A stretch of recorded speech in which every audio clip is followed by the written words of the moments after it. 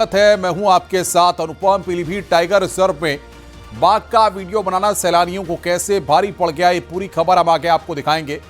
खाटू श्याम जी की मूर्ति के दूध पीने का कहां पर दावा किया जा रहा है, क्या इसके पीछे की सच्चाई है, ये भी आपको दिखाएंगे।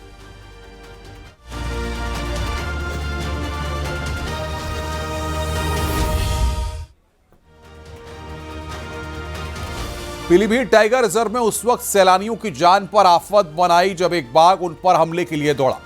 एडवेंचर की खोज में मुसीबत सामने खड़ी हो गई। फिर क्या हुआ, आइए इस रिपोर्ट के जरिए हम आपको दिखाते हैं।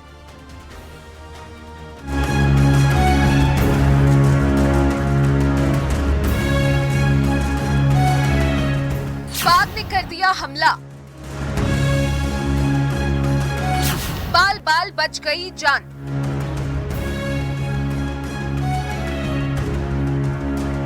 जीप में सैलानी और अचानक पीछे से बाघ दहाड़ते हुए सामने आ गया।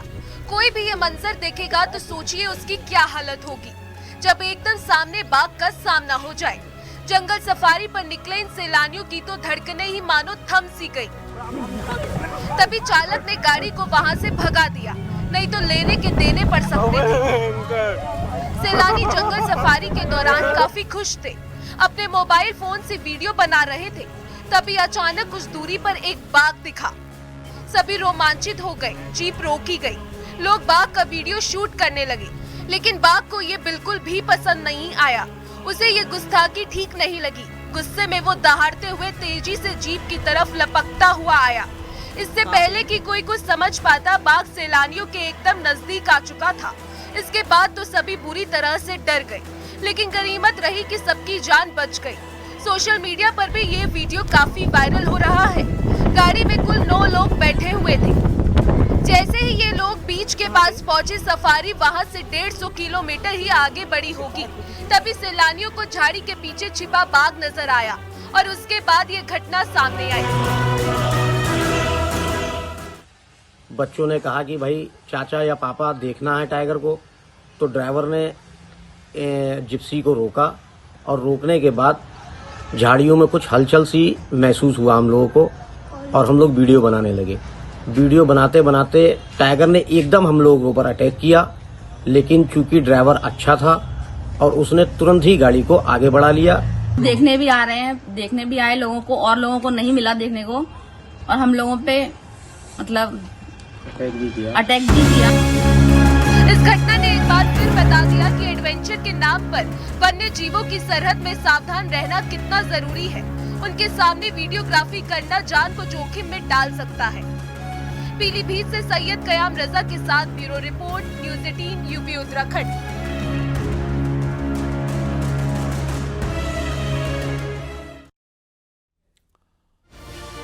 सहारनपुर में एक शख्स को कोबरा के सामने बहादुरी दिखाना इतना महंगा पड़ा कि वो अपनी जान से हाथ धो बैठा। खेत में कोबरा देखने के बाद वो उसे पकड़कर लाया, लेकिन यहीं उसने बड़ी गलती कर दी। देखिए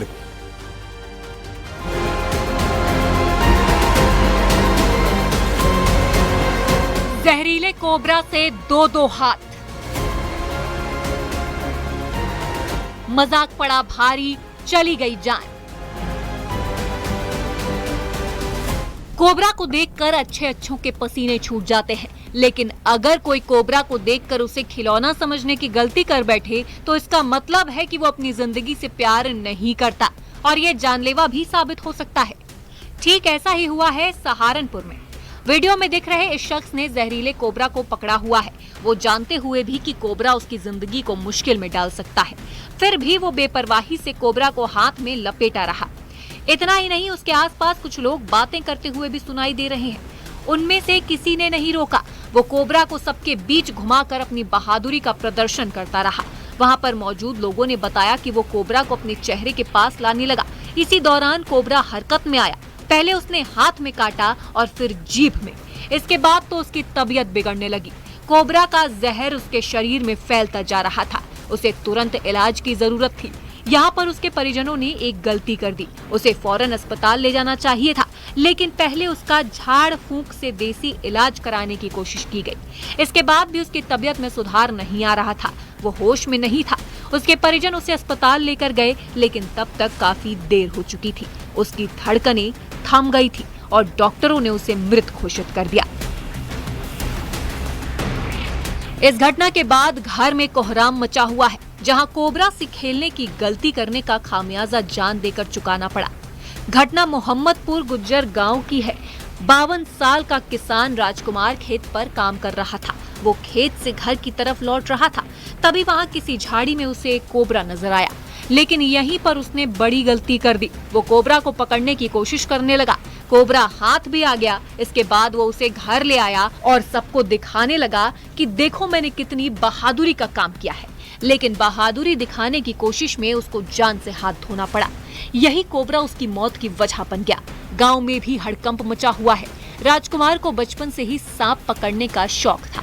उसने कई बार सांप भी पकड़े होंगे, लेकिन किस्मत इस बार साथ नहीं थी। ये घटना एक सबक जरूर देकर गई है। सहारनपुर से देवेश त्यागी के साथ bureau report, news 18, Uttar Pradesh, Uttarakhand.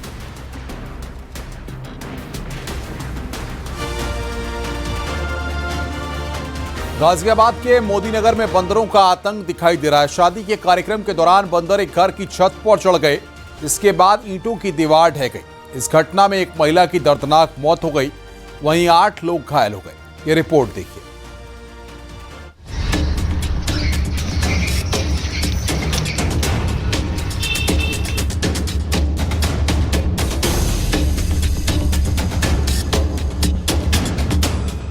बंदरों के झुंड का आतंक।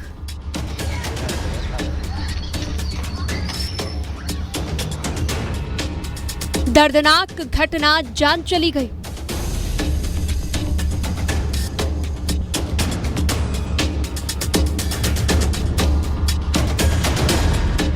मोदीनगर की सुदामापुरी कॉलोनी में शादी का कार्यक्रम देखने के लिए आस पड़ोस के लोग जमा हुए थे। अचानक एक घर की दीवार हिलने लगी। भरभरा कर ईंटें गिरती रही। एक महिला जो वहीं पर खड़ी थी, उसके सिर पर ईंट आकर लगती है और वो भी जमीन पर गिर गई। आनन फानन में महिला को अस्पताल ले जाया गया, लेकिन डॉक्टर उसकी जान नहीं बचा सके, क्योंकि वो तो पहले ही दम तोड़ चुकी थी। दीवार ढहने की वजह से 8 लोग और घायल हो गए। हादसे के वक्त वहां पर बंदरों का एक झुंड आया। वो दीवार पर कूद फांद कर रहे थे। इस दौरान दीवार पलक झपकते ही ढह गई। इसके बाद बंदर वहां से भाग गए। घटनास्थल पर दहशत मच गई थी। मृतक महिला का नाम राजकुमारी, जिनकी उम्र 42 साल बताई जा रही है। घटना के बाद मृतक महिला के परिजन भी सदमे में हैं। घायलों को भी अस्पताल में भर्ती कराना पड़ा। हम उसी गली में मौजूद है जहां पर वह मांगलिक कार्यक्रम चल रहा था, और तस्वीरों में हम आपको दिखा देते हैं। ये वही दीवार है जहां पर बंदर इस छत से उस छत पर उछल कूद कर रहे थे और इस दीवार को गिरा देते हैं। जो मांगलिक कार्यक्रम चल रहा था, इसका जो मलबा आकर नीचे गिरता है, जिसमें कई लोग घायल हो जाते हैं। उस समय महिलाएं खड़ी थी और बच्चे भी यहाँ पर मौजूद थे। उसी दौरान इस मलबे की गिरी ईंट से एक महिला के सिर पर गिर जाती है, जिनका नाम राजकुमारी होता है। उनके सर पर ईंट गिरने से उनकी मौके पर ही मौत हो जाती है। तस्वीरों में आप देख सकते हैं, इसी जगह पर मौजूद है। लगातार जो बंदरों का आतंक है मोदीनगर में बढ़ता जा रहा है, जिसकी वजह से ये दर्दनाक हादसा सामने आया। कि लोग बहुत ज्यादा परेशान हो गए हैं। ये समझ लीजिए कि लोगों को बहुत ज्यादा घायल हो रहे हैं उसके कारण से, और उनको जो है काटते भी हैं, और ये समस्या बहुत विकट हो गई है। प्रशासन को, शासन को इस उपलक्ष्य में कुछ ना कुछ इस बारे में कार्रवाई जरूर करनी चाहिए। जिस समय ये हादसा हुआ तो भगदड़ सी मची होगी, चीखे पुकार भी सुनने। बिल्कुल बिल्कुल, बहुत ज्यादा भगदड़ मची थी। ये दर्द बयां करते हैं लोग, अपनी पीड़ा बयां कर रहे हैं, और जो घर का माहौल है वो बिल्कुल गमगीन है और दुख भरा है। ऐसी स्थिति में क्या कहा जा सकता है, क्योंकि ये जो दर्दनाक जब घटना हुई है, ये बेहद ही पीड़ा पहुंचाती है। और इस समय तो इस घर का माहौल है वह मातम पसरा हुआ है, क्योंकि ये एक दर्दनाक घटना, पीड़ा है। स्थानीय लोगों के मुताबिक इलाके में बंदरों का आतंक काफी समय से बना हुआ है। आए दिन लोगों पर हमले हो रहे हैं। लोग नगर पालिका परिषद पर लापरवाही बरतने का आरोप लगा रहे हैं। अब अधिकारी बंदरों को पकड़ने की बात कर रहे हैं। गाजियाबाद के मोदीनगर के कई इलाकों में बंदरों का खौफ है। सीकरी खुर्द गांव और आसपास के दूसरे गांव के लोग परेशान हैं। पिछले 1 महीने में 30 से ज्यादा लोग बंदरों के हमले में घायल बताए जा रहे हैं। ग्रामीणों का कहना है कि कई बार वन विभाग, नगर पालिका और एसडीएम को शिकायतें दी गई, लेकिन अभी तक कोई ठोस कार्रवाई नहीं की गई। मैं आपको बताना चाहूंगी कि जो भी वायलेंट बंदर थे, अल्फा बीटा करके, ऐसे मैंने वन विभाग वालों के साथ मीटिंग भी करी कल, पहले भी मैंने 15 दिन पहले उनसे मीटिंग करी थी। उसमें जो वायलेंट बंदर हैं उनको पकड़ लिया जाए, उनकी या तो नसबंदी कर दी जाए, उनको जो भी एंटी रेबीज या टीके हैं पशु जो रोग विशेषज्ञ से पता करके वो करा जाए और उनको सम्मान के सहित जंगलों में माइग्रेट करा जाए। लोग विरोध प्रदर्शन भी कर रहे हैं। बंदरों से छुटकारे के लिए लोग जल्द समाधान की भी मांग कर रहे हैं। इसके लिए एसडीएम को ज्ञापन भी दिया गया है। Bureau report, news 18, UP Uttarakhand.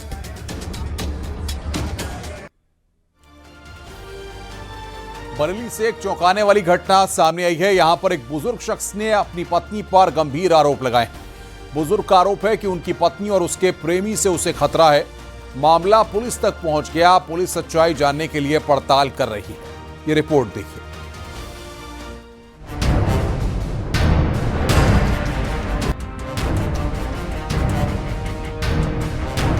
पत्नी पर चढ़ा इश्क का बुखार, पति पर जुल्म, पत्नी फरार। बरेली में 67 साल के बुजुर्ग शख्स ने अपनी पत्नी पर संगीन आरोप लगाए हैं। वो कह रहे हैं कि उनकी पत्नी का प्रेम प्रसंग है। उनकी पत्नी और प्रेमी उनकी जान के पीछे पड़े हुए हैं। बुजुर्ग विशाल सक्सेना का आरोप है कि उनकी पत्नी ने अपने प्रेमी के साथ मिलकर उन्हें नशा दे दिया, फिर हाथ पांव बांधकर कमरे में बंद कर दिया। वो किसी तरह अपनी जान छुड़ाकर भागने में कामयाब रहे।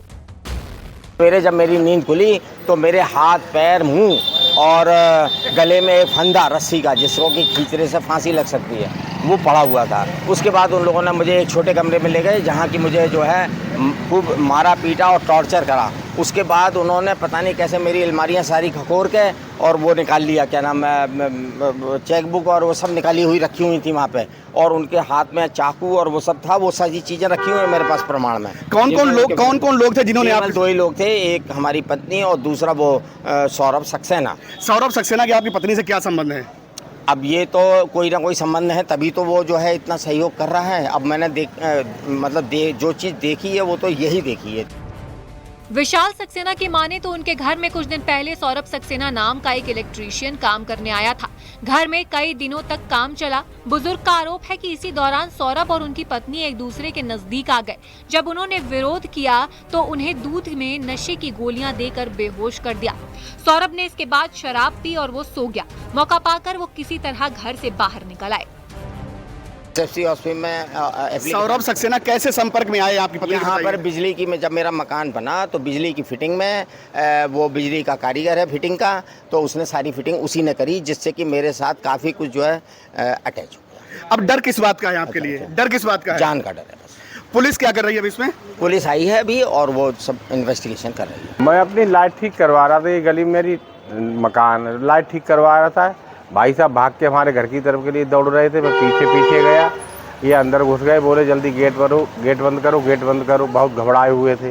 जब मैंने अंदर गेट बंद किया, कुर्सी पर बैठाला, इनके हाथ यहाँ तक बंधे हुए थे, दोनों गले में रस्सी पड़ी हुई थी, बहुत ज़्यादा डरे हुए थे। फिर मैंने ब्लेड निकाल के दोनों उनके हाथ काटे हैं ब्लेड से, तब हाथ खोले, गले की रस्सी काटी। विशाल सक्सेना सुभाष नगर के बीडीए कॉलोनी में रहते हैं। वो यूपी स्वास्थ्य विभाग से चीफ फार्मासिस्ट के पद से रिटायर्ड है। पत्नी और उनकी उम्र में करीब 15 साल का अंतर है। फिलहाल पीड़ित पति की शिकायत के बाद पुलिस ने केस दर्ज कर लिया है। वहीं बुजुर्ग ने बताया है कि घटना के बाद उनकी पत्नी घर से फरार हो गई है। वो अपनी जान को खतरा बता रहे हैं। फिलहाल पुलिस ने बुजुर्ग को सुरक्षा भी मुहैया कराई है। अब पुलिस जांच के बाद ही पता चल पाएगा कि आरोप लगाने वाले बुजुर्ग की बातों में कितनी सच्चाई है। बरेली से रामविलास सक्सेना के साथ bureau report, news 18, Uttar Pradesh, Uttarakhand.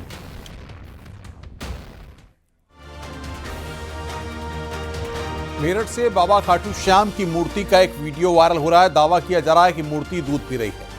क्या ये पूरा मामला, आइए इस रिपोर्ट के जरिए जानते हैं।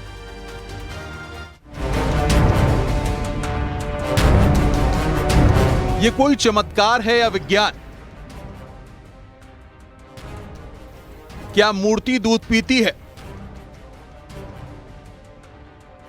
खाटू श्याम जी को मानने वालों की संख्या लाखों में है। मेरठ से उनकी मूर्ति का ये वीडियो सामने आया है। घर के अंदर मंदिर में खाटू श्याम की मूर्ति है। चम्मच से मूर्ति को दूध पिलाया जा रहा है। दावा किया जा रहा है कि चम्मच का दूध कुछ ही देर में गायब हो जाता है। इससे भी बड़ा दावा यह है कि खुद खाटू श्याम की मूर्ति ये दूध पी रही है। मेरठ के सूर्यपुरम इलाके के इस घर में इन दिनों लोगों का जमावड़ा लगा हुआ है। खाटू श्याम में श्रद्धा रखने वाले लोग यहां उनकी प्रतिमा को दूध पिलाने पहुंच रहे हैं। लेकिन क्या मूर्ति दूध पी सकती है? कहीं इसके पीछे कोई विज्ञान तो नहीं छुपा? इसे आप केमिस्ट्री और फिजिक्स दोनों से समझ सकते हैं। मूर्तियां जो बनी होती हैं वो कैल्शियम कार्बोनेट जैसे केमिकल से मिलकर बनी होती हैं, जो लिक्विड को बहुत तेजी से एब्जॉर्ब कर लेते हैं। एब्जॉर्प्शन की जो रिएक्शन है उसे आप फिजिक्स के वे में भी समझ सकते हो। इसे कैपिलरिटी एक्शन या कैपिलरी कहा जाता है, कैपिलरिटी कहा जाता है। जैसे ही मिल्क को मूर्ति के मुंह के पास ले जाया जाता है तो अगेंस्ट ग्रेविटी लिक्विड थोड़ा सा ऊपर राइज कर जाता है, फिर वो मूर्ति उसे सोख लेती है। कोई भी नॉन लिविंग चीज इस तरह की एक्टिविटी में पार्ट नहीं ले सकती। हर चीज के पीछे एक साइंस या कोई ना कोई साफ है इसके पीछे वैज्ञानिक कारण है, लेकिन मेरठ में लोग इसे चमत्कार मान रहे हैं। पूरे इलाके में हर किसी की जुबान पर इन दिनों इसी की चर्चा आम है। Bureau report, news 18, UP Uttarakhand.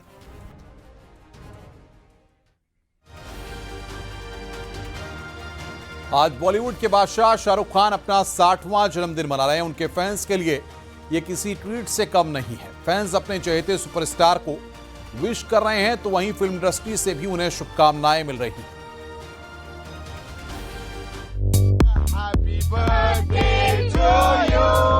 Happy birthday to you. Happy birthday dear King Khan. Happy birthday to you.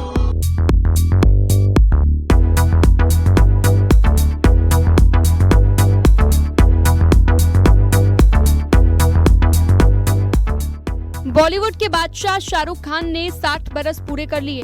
उनके फैंस उनका बर्थडे सेलिब्रेट कर रहे हैं।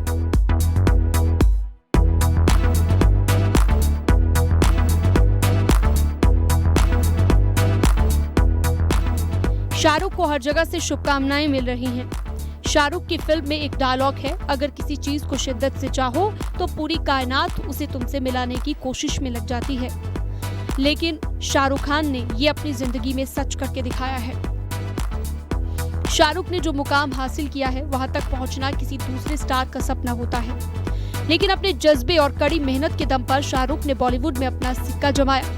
किंग खान के बर्थडे से पहले ही उनके फैंस उनके घर के बाहर उमड़ने लगे। उनके फैंस विदेशों से भी पहुंचे हैं। शाहरुख का जन्मदिन उनके फैंस के लिए किसी त्योहार से कम नहीं होता। हालांकि बांद्रा में उनके घर मन्नत में कंस्ट्रक्शन का काम चल रहा है, जिससे वो अलीबाग में अपने फार्म हाउस में जन्मदिन मना रहे हैं। We came all the way from Dubai for the love we have for our king, and we want to wish a happy birthday to you. Happy birthday to you. Happy birthday dear King Khan. Happy birthday to you. जो main team है वो sir के warriors है। हम लोग कोलकाता से हैं, 33 घंटा का सफर करके आए हैं हम लोग 2 दिन में ट्रेन से। हम लोग सोचे कि आज खान साहब आएंगे, वो तो श्योर था आएंगे, लेकिन अभी भी हम लोग वेट कर रहे हैं कि अभी भी आशा है कि वो आएंगे, हम उन्हें देखेंगे। आज नहीं तो वो कल आएंगे, वो बोले हैं जब वो आएंगे। ट्विटर पे ट्वीट भी किए हैं। सोशल मीडिया प्लेटफॉर्म पर भी शाहरुख को शुभकामनाएं मिल रही हैं। फैंस के अलावा इनमें बॉलीवुड के लोग भी शामिल हैं। 35 साल के सफल फिल्मी करियर में लगातार ऊंचाइयां छूने के बाद भी शाहरुख अभी थके नहीं हैं। उनकी एनर्जी ऐसी है जो न्यू कमर को भी हैरान कर देती है। हालांकि बीच में शाहरुख का करियर ग्राफ नीचे की ओर जाने लगा था, लेकिन उनकी 2 फिल्म पठान और जवान ने उनके करियर को फिर से नई उड़ान दे दी है। शाहरुख को फिल्म जवान के लिए बेस्ट एक्टर का नेशनल अवार्ड भी मिला है। Bureau report, news 18।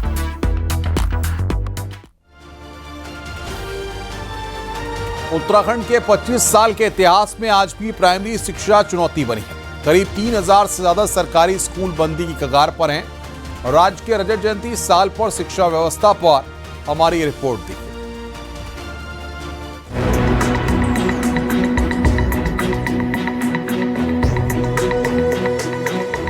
राज्य के करीब 3000 सरकारी स्कूल ऐसे हैं जहां स्टूडेंट्स की संख्या 10 या फिर उनसे कम है।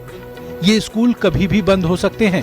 पिछले 25 साल में उत्तराखंड में प्राइमरी शिक्षा के गिरते स्तर पर वो लोग भी चिंता जता रहे हैं जो कभी खुद शिक्षा व्यवस्था का हिस्सा रहे थे।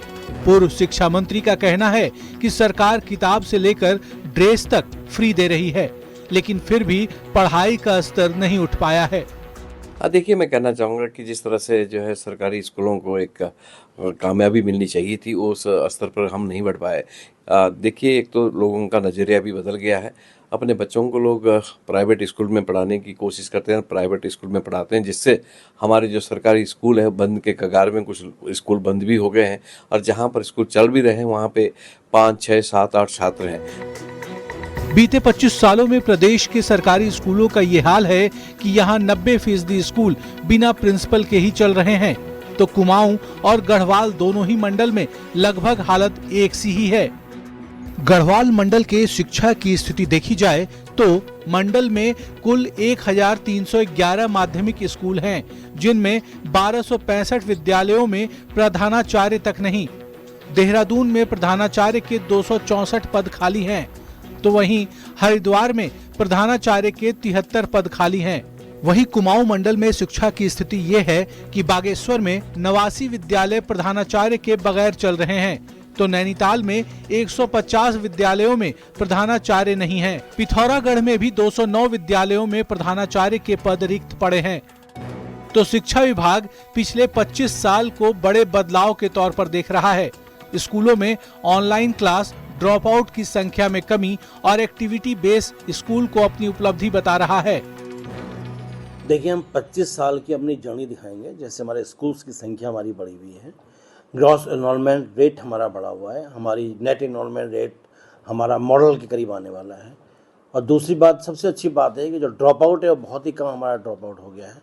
उस समय हमारे पास व्यावसायिक शिक्षा के लिए कोई कार्यक्रम नहीं था। आज की डेट में हमारे स्कूल्स में, हमारे इंटरमीडिएट कॉलेज में हम लोग वोकेशनल एजुकेशन हम लोग चलाई हुई है। देहरादून, मसूरी, नैनीताल जैसे शहरों को एजुकेशन का हब कहा जाता है। देहरादून रीजन में ही पब्लिक स्कूल की संख्या 1500 के करीब है, लेकिन इस बीच सरकारी स्कूल का ढर्रा जिस रफ्तार से सुधर सकता था, वो आज भी दूर की कौड़ी नजर आती है। न्यूज़ 18 के लिए देहरादून से भारती सकलानी उनियाल की रिपोर्ट। उन्नाव में सरकारी परिवहन की बस में प्याज ढुलाई का हैरान करने वाला वीडियो सामने आया है।